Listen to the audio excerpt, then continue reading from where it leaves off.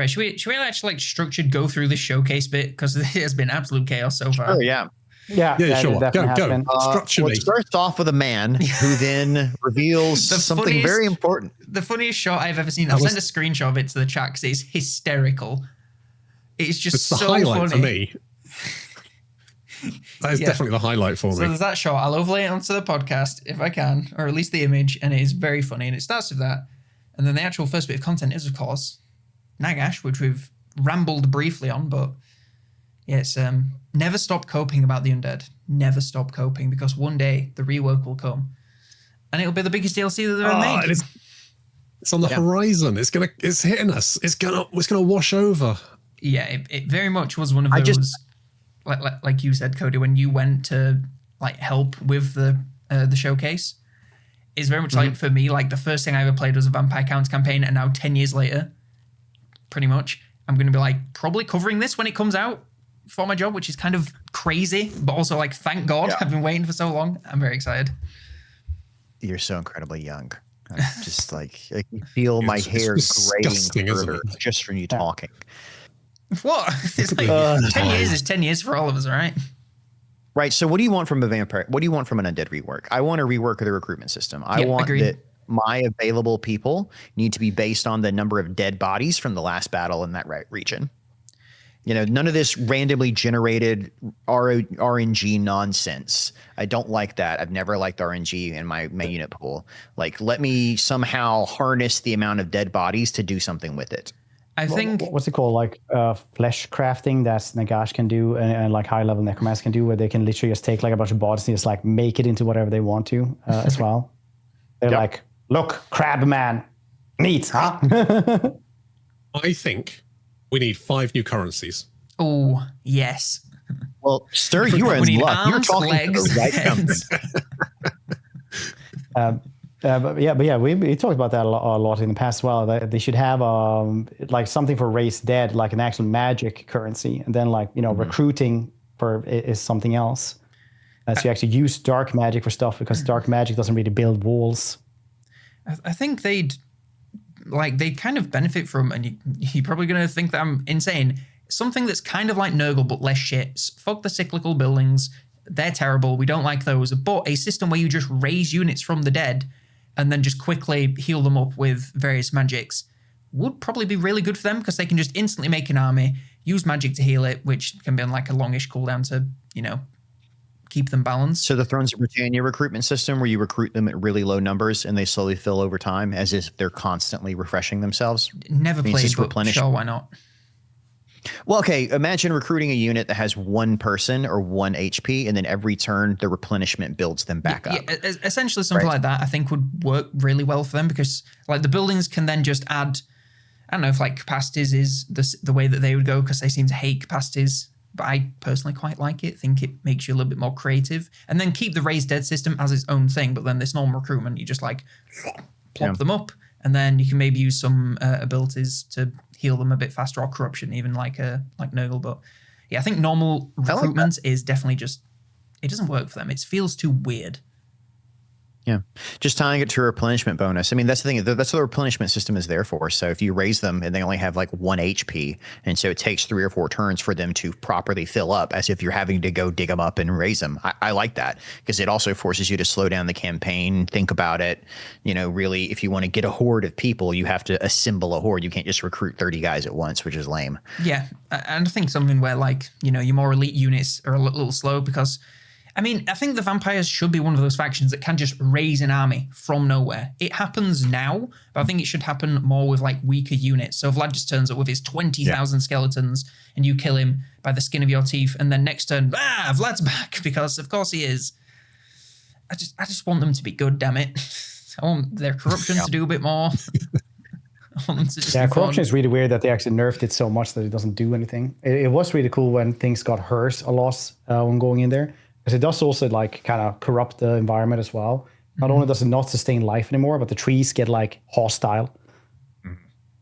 Corruption does nothing in these games anymore. A faction will never harm itself enough from corruption. There's so many ways to negate it now that it's because they're worried the AI is just going to kill itself on corruption, because it's not smart enough to actually worry about it. Yeah, which is There are good corruption effects for you as the player that's gaining the benefits, but it's very rare that there's like an actual negative effect. Like if you go to attack the vampire counts, oh no, I suffer 1% attrition. Anyway, raise. Anyways. Yeah. I worry that what's going to happen with the Nagash DLC is we're going to see what we've seen for a lot of these DLC, which is, hey, you know what this faction needs? Another really low crap tier unit you're never going to use, i.e. ship's company, or a monster, right? Because what you really need here is 4 more monsters. They're just going to completely snowball the late game. It's like, actually, I'd really like more thematic armies. Like I like tabletop caps and stuff like that, the mod, where it's like a certain portion of my army should always feel a certain way, especially for the vampire counts. That's such an intrinsic difference. Especially with the vampire counts, I think it makes. I mean, granted, I don't know the lore, but I also don't really care. I think having the majority of their armies be more crap tier units, and then like your Blood Knights and your Terror Guys are these elite things that I can only have a few of because the magic required to hold them together. Blah blah blah blah. Yeah, I mean, it goes into with. Yeah, I read it. Honestly, I was completely the opposite until I read a description on Reddit like a couple of months ago. And they're like, is there any instance of a lore of a goblin spearman getting enough buffs from his lord they can go up and stab a chaos warrior in the eye and kill them? No, of course not. Right. And it's like, wow, why are there so many like crazy buffs through these trees now? Because Warhammer 1, it was pretty tame. And it's just like, yeah, but also like they tried to make that, but they couldn't do it because they weren't good enough at it. Like Gorst was the first one that was supposed to do that in the second DLC they ever released, Grim in the Grave. So Gorst was supposed to be that dude, and then you could see them doing it like several times after that as well. And like Dryka was one of them as well to get Dryads up and running, and she was like the more successful option. Then they were like, all right, yes, let's throw in the kitchen sink on it's Gorst zombie mode, Warhammer 3. I do like a gimmick army, and I do like when a lord feeds into a gimmick army a little bit. Love gimmick armies. Love them. But that stuff's fun. If you have a Scar Snake, you want to have goblins who can go up to a Chaos Warrior and stab them in the eye. That's just fun times. Is it one goblin though, or is it you drown them in goblins? Just like, you know what I mean? Like, it's like, what's the actual thing you want? A super strong goblin or a wave of goblins that just like smother them in sweaty, ballless corpses? I actually do think Greenskins got balls, but I know technically they're mushrooms. Yeah. I agree with you with caps though. I said it so many times that I like really the game just needs like caps for stuff if they actually want to balance this, because there's no way you're gonna have like a Chaos Warrior feel special otherwise, or like Chosen and stuff like that. People have like one settlement and then they have like a full army of just like Chosen, like, or dragons. It doesn't make sense. I would say the AI can't work for it, but doesn't the mod do it for the AI? So like, it does. It actually adds them into the tech trees as well. It's a really good mod. If no one's played that, I highly recommend it. It's funny because I have so many mods I have to turn off to do my reviews that it's sort of a separate game, and I was like, oh. It's kind of weird in that I do quite like slightly smaller battles. I think I enjoy like when I've got like 4 armies per side, I'm a bit like, oh Christ, it seems like a lot of stuff to control. And I know you're saying about like Medieval 3, you would beg yourself if you had an army. And you know what? Maybe it'd be better if you didn't just, the 20 stack wasn't the default. You weren't just like, I'm going to recruit a 20 stack because I have to. And that's just how everyone's going to run around with 20 stacks. If there was this choice about, maybe I don't. Maybe I have the option to do something different. And I think that would be way more interesting. Am I on a podcast? In Warhammer, is it still like live somewhere? It's on Fred's stream and it's recorded for the podcast. Yeah. All right, cool. I'm just trying to make sure what I say next makes sense, right? So pick your comments, right? So for the last 4 years, I've been learning game development. Like I've been teaching myself Unity, Godot, Godot, all that kind of fun stuff, Unreal, and kind of playing with different mechanics and messing with medieval games specifically, because I'm interested in that stuff. And one of the things that I came across is a tabletop game called Saga: Age of Vikings. It's just, there's a lot of tabletop wargaming been around for a long time, but it does a 3-tiered unit system. So you have basic units that are like Levy, and there's 12 of them. Middle tier units, warriors, there's 8, and elites, and you only get 4. And the idea being that when you fight against each other, sure, 4 elites are really powerful, but eventually, they may kill all that levy, but that levy is going to take up a lot of damage. And that's the thing, is like, if you have an army in Medieval 3, there are certain battles you don't want to fight. If you have 5 units of knights, nothing can stop them, right? So it's like, it doesn't matter how many peasants. So what's the balance there where it's like, when the battle is still fun that you want to fight, right? You should never feel like you're getting doom stacked, really. If you're getting doom stacked, you're not. It does. The 4v4 doesn't matter if 4 are crazy elites. There should always be a chance of loss, or you don't want to fight the battle, right? Otherwise, you auto resolve, which is a whole different problem. Yes, that's a very difficult thing to balance. And, I'm glad it's not me having to make that choice. Yeah. I'm not smart enough for that. It's nuts stuff. I don't know what I'd do to the like Vampire Count's general campaign outside of like how they recruit and units and stuff. To be honest, I would definitely. No, I hope they expand this to also refresh the Tomb Kings and the Vampirates as well. Definitely. And I don't know what I would want done to those guys, but as we're on stream right now, I do want to make sure to give a shout out to something that someone on my Discord said this week about Tomb Kings, which I had never thought of. So Tomb Kings aren't really built around an economy. They're not there to generate income, right? They just resurrect stuff. The problem with that is these unusual locations that take 5,000 gold to remove. Ooh. The Tomb Kings have no way of doing that. So is there a way you can convert jars to money or something like that to be able to pay for that, or can you pay for that in jars? So that's one of those things that's so specific to Tomb Kings that hopefully in the next update, someone will have heard this and say, hey, Tomb Kings can't handle this thing you created because that's not how they're built to work. Yeah, Tomb Kings has always been a bit weird. And I think it's the same with like their agent actions. Their agent actions cost the same as any other normal factions agent actions, but obviously they don't make money. So 300 to try and assassinate someone might not seem like much for most factions. 300 for the Tomb King, especially early on, is like, they don't have that much money. That's insane. That's crazy. So it's kind of always been there. But yeah, the unusual locations probably are the worst bit because they do cost a lot of money, really even for normal factions. And the Tomb Kings are just got nothing like that. Do you think undead factions would work a lot better if they had... I mean, I think most factions would work better if they had less settlements, but undead in particular, doesn't it make a bit more sense to have kind of like a Decala type thing where you have your big settlements that do all your power, then your other ones just don't really do much? Or is that just me? I'm sorry, Monsters just pulled a knife out of his side and then started poking his stuff. It's like a tiny little samurai sword. He's studying the blade, all right? Just playing around with it. Regardless, where did it come from?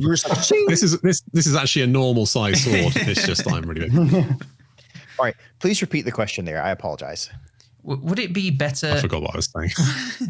Would it be better if undead factions just had like their major settlements, or they have like very few major settlements that are the important ones, and then the rest of them just kind of like really basic? Because like, does it really make sense that they like fortify and like build up every settlement that they own? I mean, they used to be more like getting all their income from like high tier major cities, but then they changed it to minor ones for economy reasons, because their economy was like really weird, because they used to have just really like no money at all, and then they would have like just drowning in cash. So they had to change that. I like that. I like having that main building, and then like each outlying settlement's just graveyard. Graveyard. More graveyards you have, the more you have to pull from for your major city, right? They're just there to juice up your necromancers back at the main place. They're not economy based. They're not depending. It always makes these big settlements feel a lot more important. That's one of the best things about Decala, is that the pleasure palaces feel important. Then all the other ones just feel like, oh, I'm just getting trolls from here, so I'll take them, drain them, toss them. I would really like to see something like that. It'd make it a lot more... That would actually be really cool. I definitely agree with that one. I like just having, but you can fill up the graveyards with just having battles there. Ooh, yeah, that's great. Yeah. I like that. Get us on the team, CA. We know we got good ideas. I genuinely do think there's too many settlements in 100% empires. Like 75% of them you just build like economy buildings and then ignore them for the rest of the game. Yeah, exactly. Like even playing a sale, I was like, right, I got my recruitment place, economy, and then altars. That's it. Well, that's why I'm so excited for Sail or like the Norseman campaign. It's like, cool, alter. I can global recruit if I need to. Let's just keep moving and keep moving. You know, there's nothing else really important happening here. Yeah, I like the alters make global recruitment a lot more usable. And I think vampire counts relying on local recruitment less and raise dead more would definitely be a nice change. Make them really feel scary. You know, there is a counter to this, though. And I think that Total War did this well as well. Sisters of Twilight campaign in the Wood Elves now. You have these forest centers. I love the Wood Elves. It's so good. Like just the forest, transport over the other forest to protect forest. That's all you're actually doing is just the forest. No, this expanding to places you don't care about. Go out and raid them all you want, but they don't matter to you. Oh, doesn't the Nagash mod do something like that where you just take like dark holes or whatever they're called? Oh, what's it called? Well, they're like dark fortresses for yeah, something like that. They're like dark fortresses for the Chaos Warriors, right? Oh yeah, that too. Yeah, that's not a bad shout at all. Oh god, I just really want like a different currency just for like resurrecting stuff. That would be really cool. I like that. Just one new currency. That's fine. Need different. They already have two, and one of them is awful. All over the place, and each one should open up a new UI window. Oh yeah, blood kisses. You didn't even think about. So weird. Yeah, you didn't even think about the kisses. Sorry, I shouldn't have been clamoring for my vampire rework all this time. I forget we got the blood kiss rework. God, I hate that system. It's so dull. Yeah, I don't know how I'd change that. I don't think you can. I think it's like one of the only mechanics that you actively spend money on to get faster. Ready?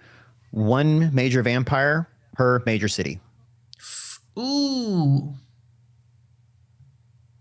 Right? You have to build a crypt or something in the major city. And if you build the crypt, it unearths the crypt, you get the vampire. It does seem very on brand that like, all right, this is your place. You look after this. Especially for Vlad, who isn't a elect count of right? No, I was just gonna say unless you're Vlad, because Vlad in the lore turns everyone. It's very annoying for people like Manfred, for example. Stop doing it. He's literally like, this is a pretty nice bread shop you have here. I want to show you something. And they're like, okay, well, what is it like? Come with me, bread shop owner. What did you say? Gertrude? We'll work with that. Maybe you could have something whereby each enemy lord you defeat can become a vampire. I love systems like that. Yeah, that would be cool. That would be really cool. That'd be cool. And then plus, like lame as the Nakara implementation is, I love stuff like that steals people's lords. Yeah, and you could still get them from like, I don't know, assassinations or something as well, but you know, options, and then they can all have different traits. So you could be like, here's my big pile of dead lords that I've got. Which one am I gonna like, you know, wake up today? I mean, my dream, my like dream vampire thing is completely would never happen, but it's like you can kill lords and then you can resurrect undead versions of those lords to fight for you. It's like, oh, I killed Carl, zombie Carl. That would never happen. Will never happen. I know it's not going to happen, but I would love it. Different qualities of, and then you could be like, I'm gonna squash 3 of these in a coffin, and I'm gonna make a slightly higher quality vampire. That could be quite good. You can do that in Pal World. It's like if you have too many like of the same, it's literally the same thing. Man, you just like blend them into like one stronger one. With the Pal. That'd be loads of fun. I'd really enjoy that. We've been playing that, me and Hannah. Hannah was like, why are you finding so many of those small elephants? I was like, I'm going to merge them into a better one. He's like, no. Yeah, I think it goes into this huge tube. One of the things that I've always wanted to see change in Total War is how necromancy works in battle. And this is something I've played with elsewhere, which is, if you want to raise a unit of zombies, well, then a person needs to die. It's almost like you need a dead people resource, like constantly building on the side. And it's like once it reaches 120, you can summon a unit of zombies, right? You know what I mean? Like the idea, the more people that die in battle, the more you can immediately use them in battle, like based on a resource that's gathering at the time. You know, it's like, but it only works against certain opponents. Like, you know, it doesn't, isn't somebody resistant to necromancy or something like that? I'm sure somebody. Well, some of the races are, yeah. Yeah, so like it doesn't work on some of them, but against some people, you get this great thing you can use. The simplest thing would be how the like battle abilities for a lot of factions, and it's just a bar on the side. It's like, oh, every entity that dies fills up the bar, and then you can summon zombies or Tomb Guard or something. Yeah, exactly, right? It writes itself. Yeah. Simple, straightforward, fun. And the best part doesn't require 5 currencies. Yeah. The best part about like most of the stuff we talked about, it works for the vampire counts and then it works for the vampire coast. You could do that as like one rework and both of them would be so much better. The vampire coast could do a bit more in my opinion because they're kind of dog shit, but apart from that. Imagine Nagash sitting there like, how many kisses is this gonna cost me? I ain't got no lips, see? Mooches. I wanted that Sylvanian lord, but what do I do? What do I do without succulent lips? So what have you guys' chat's been saying about the releases and all that? About any of the reveals during the stream? I mean, the main chat seemed to really like Medieval 3. Yeah. They were big on board for Medieval 3.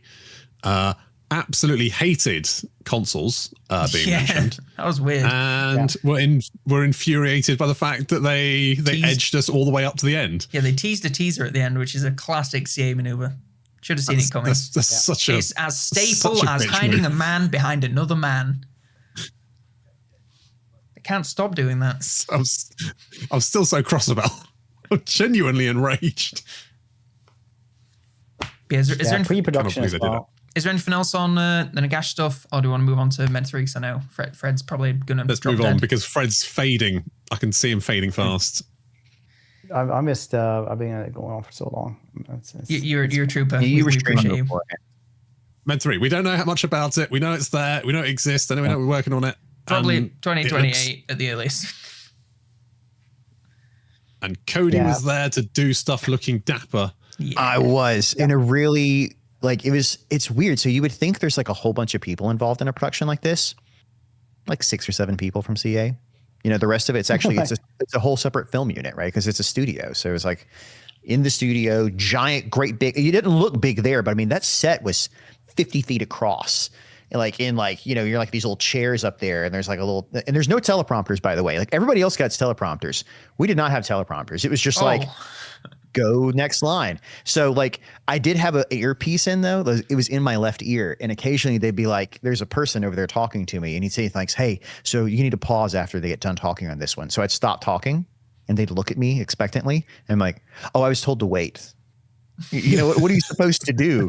Just or occasionally they say like, hey, first. make sure to prompt them further right here to get it, get him to go deeper because they missed the talking point. Okay, yeah, cool, yeah. Yeah. Think about where you have your studio it was. What was that? What film studio was it? Was it Pinewood?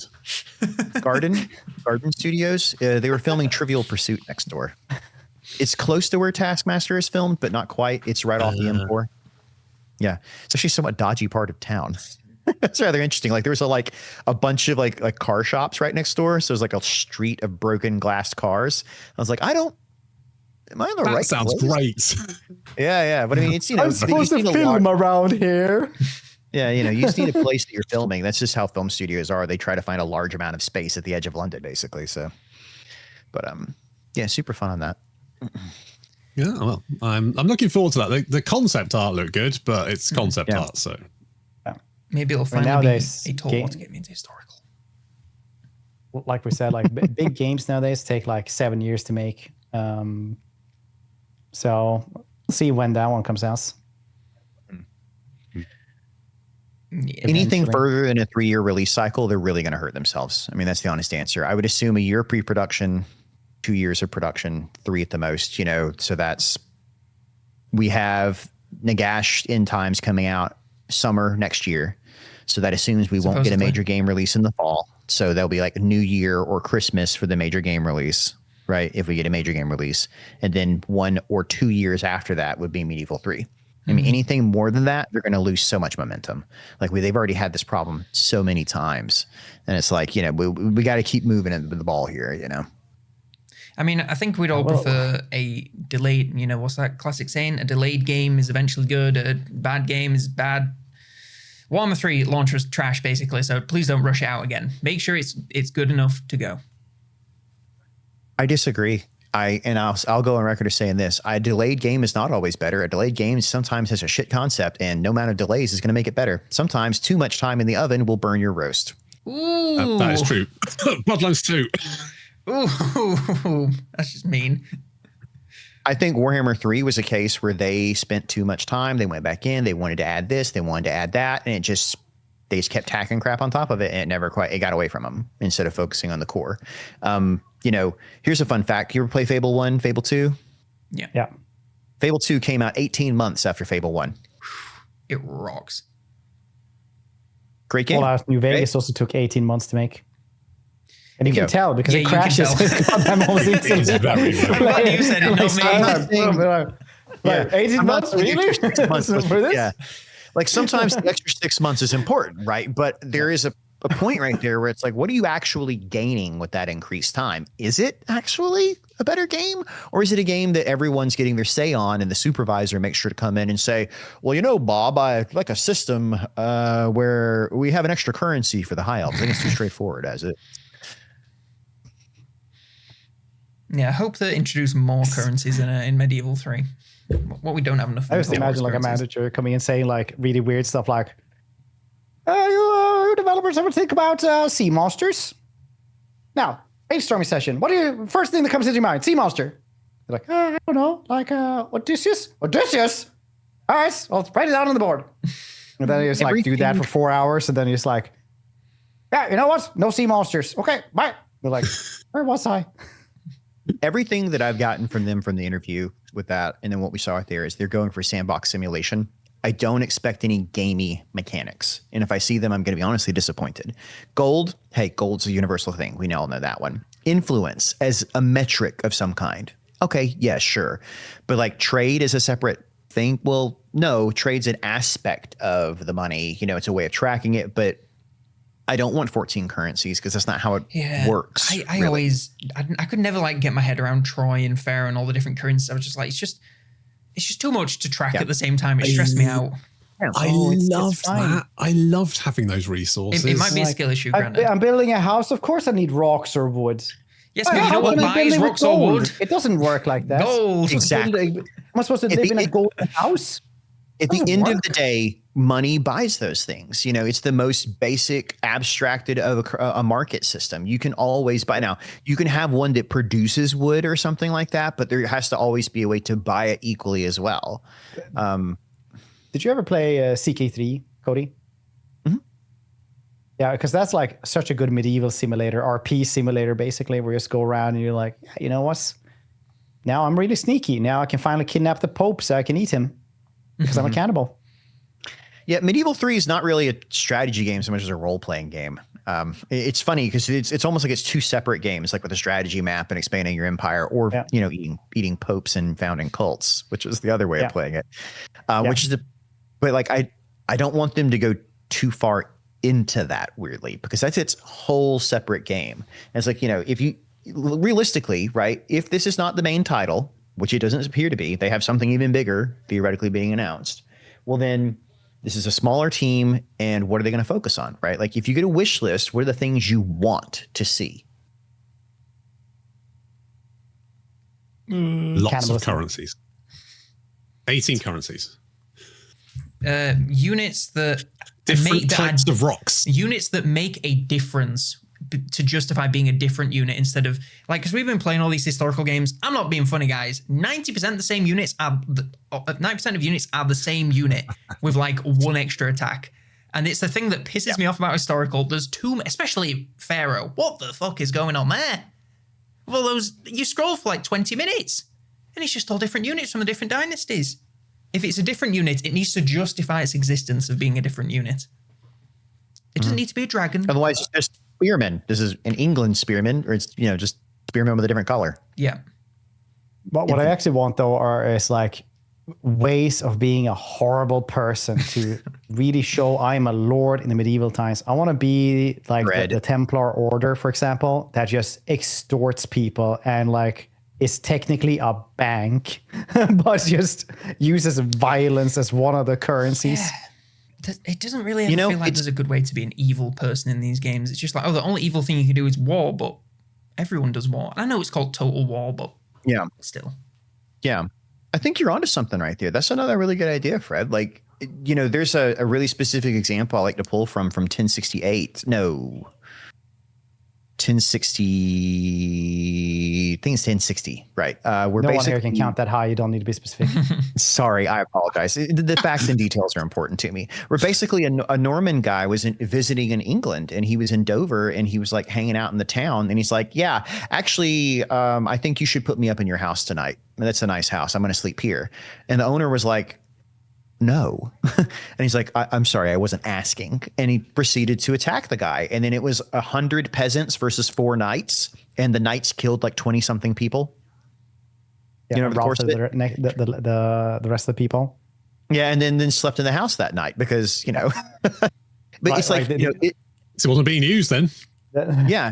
It's like, where's the option right there of exploiting your own population and being a shit ruler? It's weird to say it that way, but it's like, actually, I want to, intentionally cause harm here because my knights are so good that doesn't really matter anyway.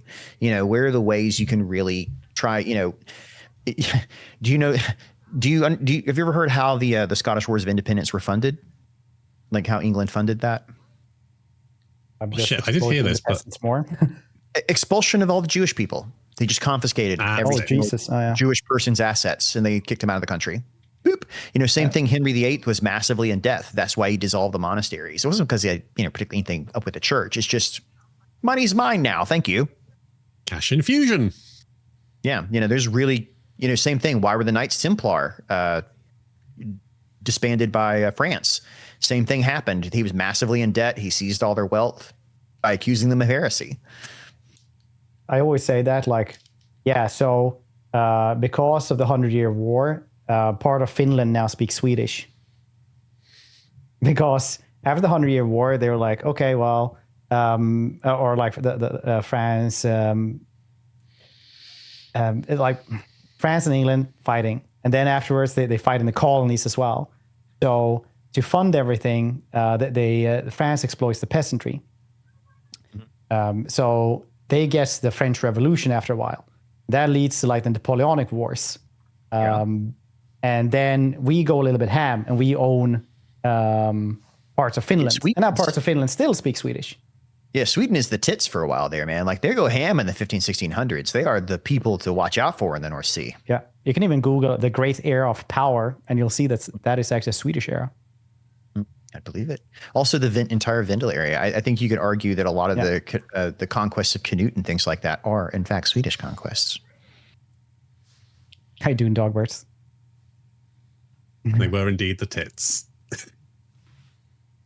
Dogbird just entered chat as well, which everybody knows here. Dogbird. Love some Dogbird. But yeah, I think there's a lot of cool options there. I mean, I hope they stick to simulation and let you do some neat things. I'd like to see something closer to what we saw with Shogun 2, where you have a centralized castle or city and then ancillary stuff around the edges. Like this is a farm, this is a monastery, because it encourages raiding. It encourages people with interacting with it. And I think that's what they showed on the map, behind them up there.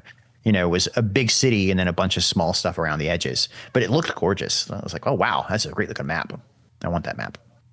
Yeah, because it was kind of like very nice. I really do want bigger provinces. Mm-hmm. But like the city would have to like police the entire area and like take taxes and stuff. Exactly. Yeah. And that's one of those things that people got onto about Thrones of Britannia. It's like, I can't garrison my small settlement. Yeah, you can. You just raise an army and move it over there. You just don't want to do that. You want a button you press and don't have to think about it. It's like, no, you have to make the strategic choice here. It's one of those things. Yeah. They took my city. It's like, yeah, it's your job to protect this. Why didn't you do that? Yeah. But I don't wanna. But I think it's one of those you can go in with that expectation. It makes a difference. If you tell people to look for that when they're starting.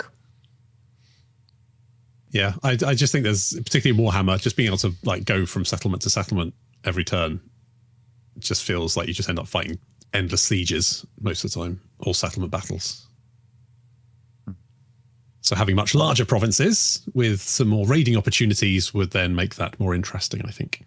You know, can you starve them out? Is starving someone out an effective strategy? You know, can you cripple their economy and basically force them to capitulate? Is there an advantage to someone capitulating versus just taking them over? You know, what are the detractions from taking over a province that you have not historically held? Is it significant enough to like, is the trouble of invading Spain more effort than it's worth to just raid it? You know, do you actually, or can you marry into it and then your kid, when they come of age, it becomes part of yours or something? You know, there's a lot of cool options here. Yeah, I'm looking forward to it.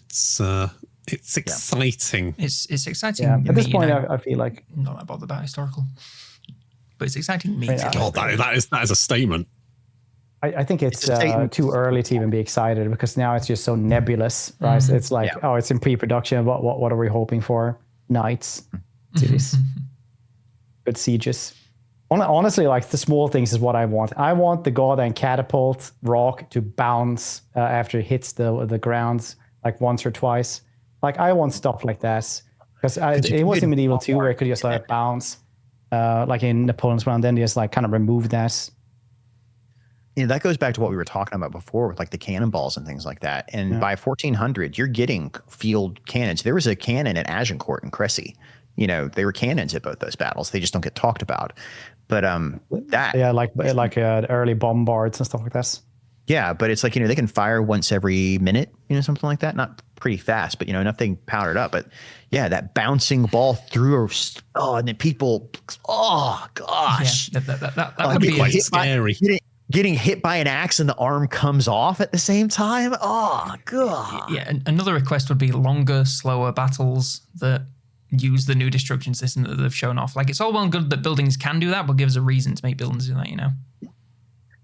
So something I want to see is changes in terrain. So Freyro kind of had something of this, and this is weird that this is, when I was speaking to them off to the side, they said, hey, this is me talking, so whether or not they use this is entirely up to them. But I gave him a copy of John Keegan's Face of Battle, which is a book from the 1970s. It's one of the first that's really written on military history, and I've had a copy for years. But the concept he goes into is that in battles like Agincourt, it starts off as a field. And what happens when 10,000 people walk across a field and bleed on it? It becomes a muddy morass, right? So the more people fight in an area, the more that changes. And not only that, if people keep fighting an area, bodies stack. And that becomes an obstacle, right? You can't charge your troops through a pile of bodies, right? Even if it's just a broken field, you know, it changes how you interact with it around you. You know, things like the Battle of Stirling Bridge, you know, the bridge itself was a critical point, and they kind of got boxed in and they pushed people into the water behind them and they drowned. And then they burned down the bridge in the middle of the battle to stop the battle. You know, there's a lot of destructible terrain things that can happen here that can really change how a battle plays out. So yeah, I think there's a lot of really cool options. I like the concept of weather stuff in Pharaoh. It's just, it wasn't impactful enough. Yeah. You got too much blood on the ground now. The weather is changing.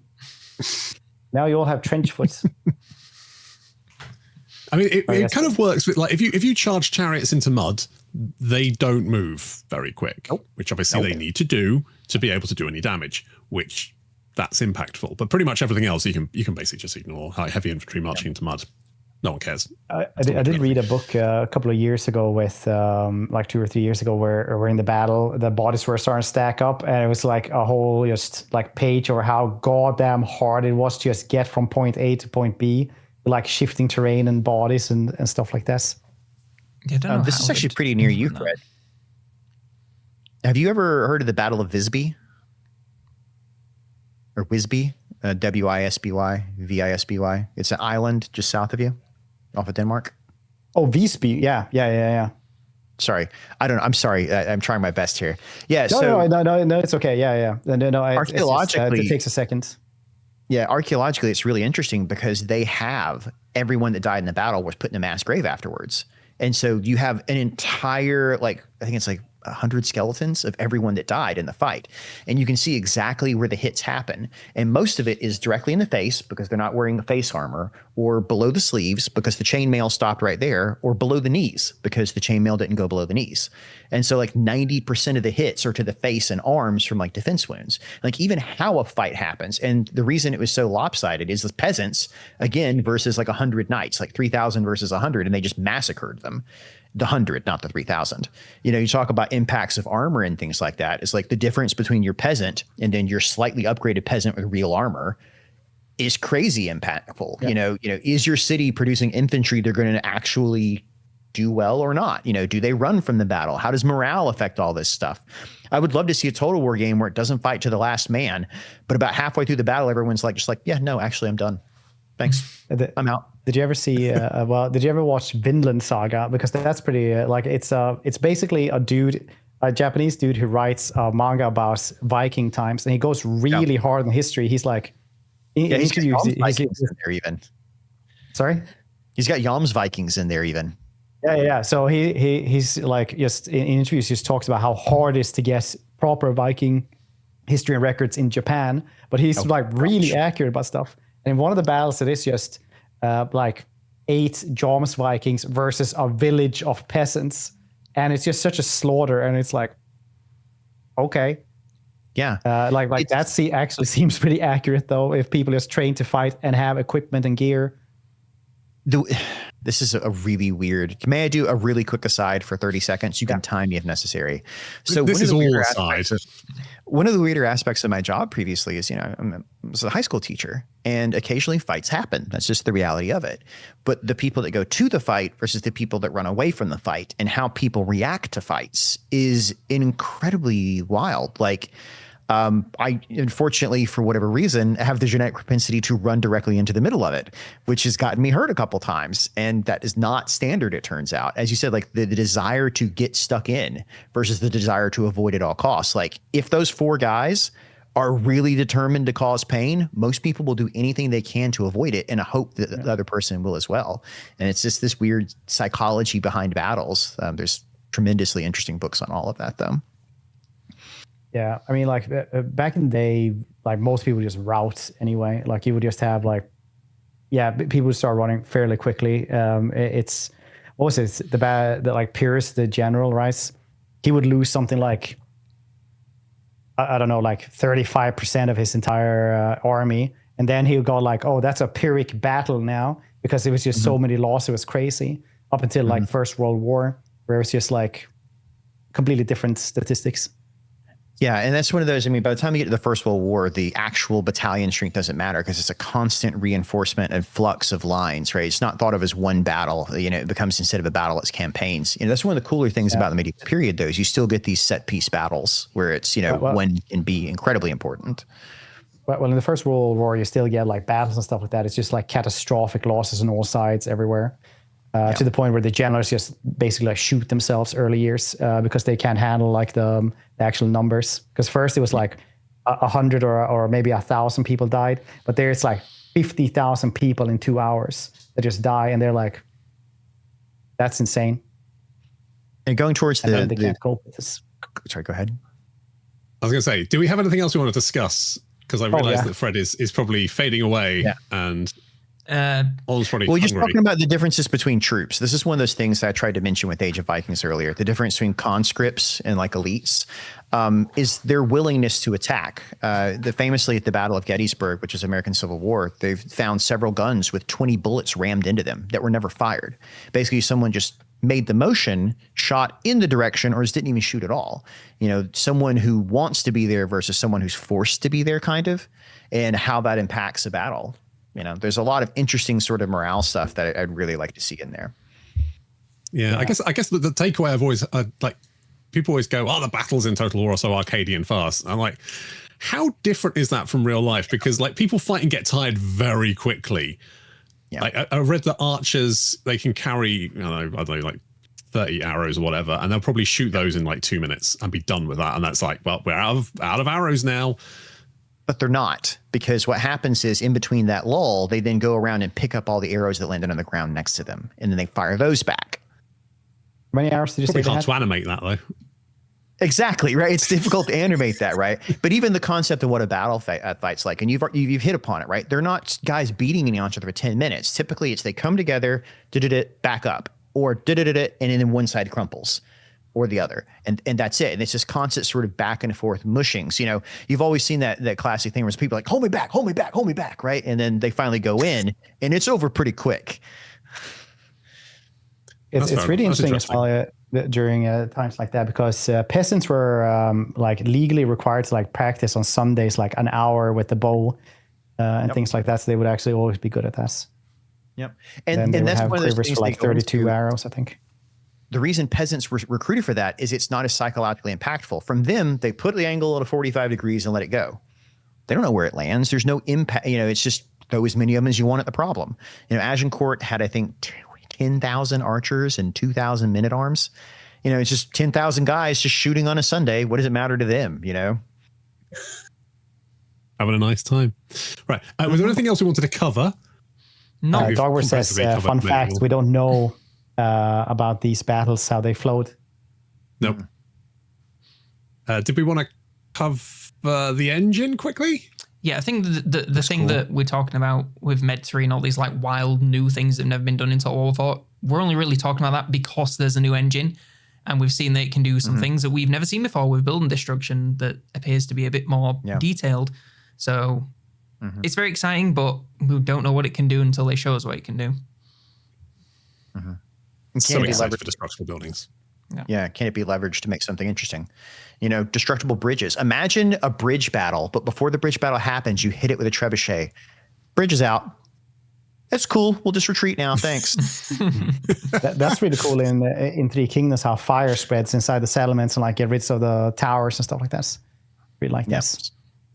Something like that would be really cool. Yeah, if you could make destructible bridges, and that would be pretty cool. That'd be pretty sweet.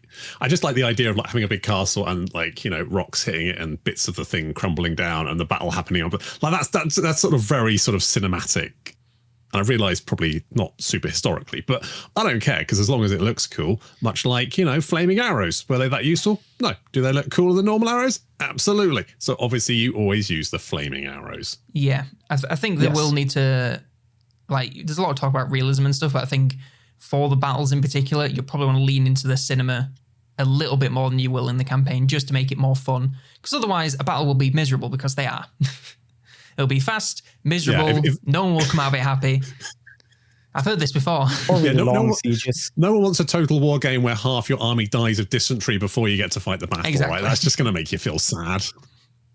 I mean, that's I talk about gladiuses every once in a while. I don't know if I talk to them about them with you, but basically, like the Roman gladius works on the principle that a wound that is 3.5 centimeters deep, you have to get that treated, or you will bleed to death. So you just have this short sword and giant shield that you hide behind, and then you just stab them, and then you manage to just like puncture them a little bit, like just that much. And then they have to retreat and go and do something else because otherwise they will die. Is the most beautiful bullshit way of fighting I've ever. They're just like they weaponized cheese, really, didn't they? Yeah, it really is. So think about it as like this is the last thing they wanted to use. First, you have to get past the onagers. Then you have to get past the scorpions. Then you have to get past the archers and then the slingers. And then if you get close enough, they're going to throw their pilum. And then finally, after you've gotten past all that random bullshit, then we're going to stab you. It's just anything they can do to just like whittle you down before you ever reach their lines. I mean, if you've ever heard of the plumbata, those little darts, just 40 of the fuckers just sitting there, just tossing them at you just all day long. It's the worst. Love a sharp stick. That and like the Romans would usually just outnumber them, like the whoever they're conquering, like 2-1 and stuff like that, and they would just have all of these things as well. That would just be the most bullshit thing ever.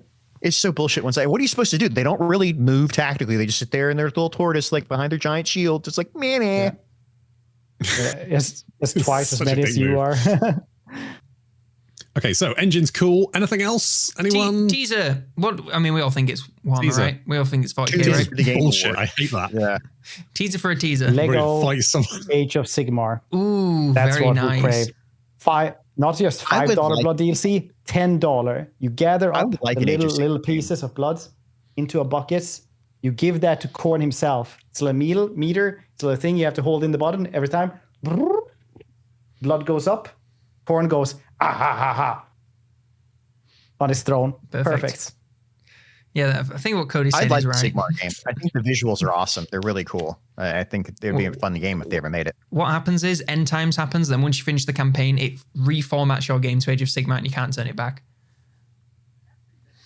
That's it. Job done. Boom. Can you imagine? Can you imagine how people would react? All of the DLC that you've bought gets converted into Age of Sigmar bucks, and then you can spend that. But not all of them. Some of it just disappears because you can never use it again because it's not part of it. Yeah. And only if you pay to rebase all of it also. Yeah, and conversion rate is not good. It's not. It's terrible. That sounds amazing. Right. Video. That's a great short. I'm leaning heavily on 40k or 30k, to be honest. I am convinced it's those. And if they don't have Imperator Titans, then I don't want to know, frankly. I have many kinks, but the main one is cathedrals with guns on them that can move. My kinks are buried and vast, and one of them, behold. This cathedral robot man. Do you know what he can say? Mummy. Nothing. The biggest cathedral muscle mummy you can have. I'm a simple man. Right, I think that's everything. We're going to wrap this one up because Fred is going to die. Thank you to Fred's chat for sticking around. You guys are troopers just as much as he is. Thanks to Cody for joining us on the episode. Oh, wait, you can't hear us. Thank you, Cody, for joining us on this episode. We always love having you on. Thank you, Cody.